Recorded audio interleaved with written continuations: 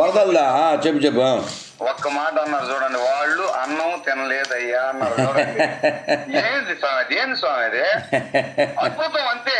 ఇంతకన్నా పాయింట్ ఇంక అవసరంలే. నువ్వు ఇంకా ఎన్ని రాసినా గాని, ఎవరు ఎక్కడ ఏమి చెప్పినా గాని, ఏంది స్వామి? నమస్కారం స్వామి, మీ పాదాలు పట్టుకునే భాగ్యం నాకు కలిగించండి స్వామి. మీరు కలుద్దాం నాన్న, వస్తాను నాన్న. మీరు డ్యూటీ చేయండి, తప్పదు.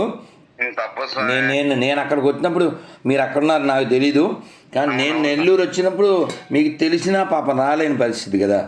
అవునవును స్వామి, అసలు నేను ప్లాన్ చేసుకున్నాను స్వామి సెలవుకి అన్నిటికీ. నాన్న 8వ తారీఖు మన స్వామి ప్రోగ్రాము 10 నుంచి 12 దాకా నేను చేసేసుకునేసి, నేను శనివారం రోజు వినాయక చవితి 2 రోజులు వచ్చేసేయాలా, వినాయక చవితి చేసుకుని స్వామి కాడికి పోవాలి. మన మిత్రులందరూ కూడా చెప్పేశా, మన స్వామి వస్తున్నాడు మన టౌన్ హాల్లోను. నాకు బాగా తెలుసు కదా టౌన్ హాల్, వాడికి వచ్చేద్దాం స్వామికి అని అన్నీ అనుకున్నాను. ఇదిగో ఈ వరదల డ్యూటీ వేసేసి కంపల్సరీ వేసారు స్వామి. ప్రజలు కష్టంలో ఉన్నారు. అవును స్వామి. ఇంకో నాతో వచ్చిన వాళ్ళందరికీ జలుబు జ్వరాలు అన్నీ వచ్చాయి స్వామి.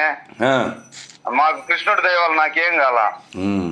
ఏమంటే నేను కష్టపడి డ్యూటీ చేశా, వీళ్ళు డ్యూటీ చేయలే, నీళ్ళలో దిక్కకుండా ఎట్టా ఇట్టా అని తిరుగుతున్నారు. అదే డ్యూటీ ఈజ్ గాడ్, చేయకపోతే బ్యాడ్.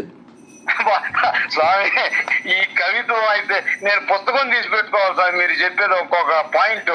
రాయినైనా థ్యాంక్ యూ స్వామి, నమస్కారం స్వామి. సంతోషం నాన్న.